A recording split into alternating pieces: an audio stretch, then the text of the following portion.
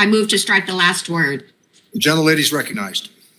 Today, I offer my support of the retirement subtitle of the Build Back Better Act that will help as many as 63 million Americans begin to save for retirement, generating up to $7.3 trillion in retirement savings for working Americans in a matter of a decade. That is an amazing return on investment for the American people. The combination of an auto enrollment and enhancement to the Savers Credit will turn the credit into a new Savers Match and will set so many on a better path to financial security. Some families have much different financial circumstances today that will make it harder to save for retirement than they did 2 years ago when we passed the Secure Act. Throughout the course of this once-in-a-generation pandemic, this committee has provided an unprecedented amount of financial relief to families and workers, all while we work to vaccinate the population and rebuild our economy. This includes everything from stimulus checks to enhanced unemployment assistance and even allowing households to tap into their retirement savings accounts without penalties.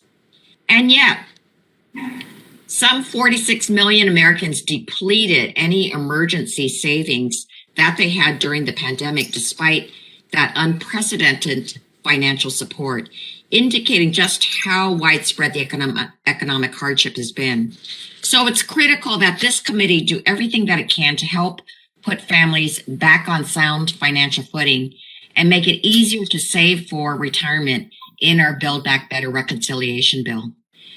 That's why I'm so pleased that updates to the Savers Credit from my bill, H.R. 2913, the Encouraging Americans to Save Act, are included in today's legislation.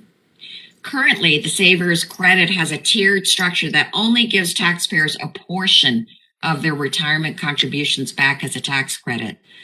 But this bill will simplify the credit, making it 50% of any contribution up to $2,000. This means that individuals making under $25,000 or couples making under $50,000 can count on seeing up to $1,000 deposited into their retirement accounts upon filing their taxes each year. And taxpayers with slightly higher incomes will also see a similar benefit. The bill before us today will also ensure that the Savers Credit is deposited directly into a retirement account, acting as a Savers Match, which helps these taxpayers grow their retirement savings even more over time.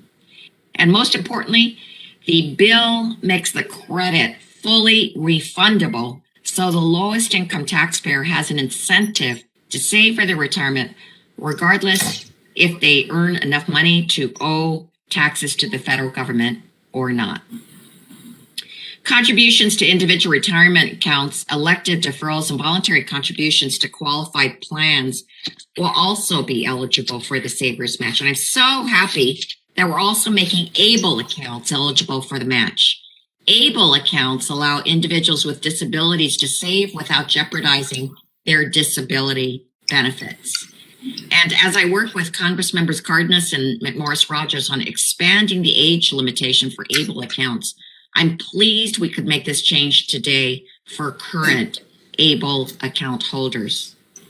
So, Mr. Chair, thank you for your leadership to ensure that as we build back better, we create opportunities to support the financial well-being of even more working class families in their retirement years.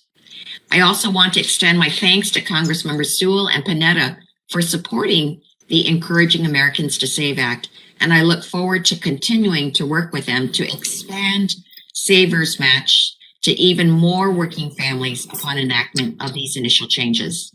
I urge support of this subtitle, and I yield back. Thank the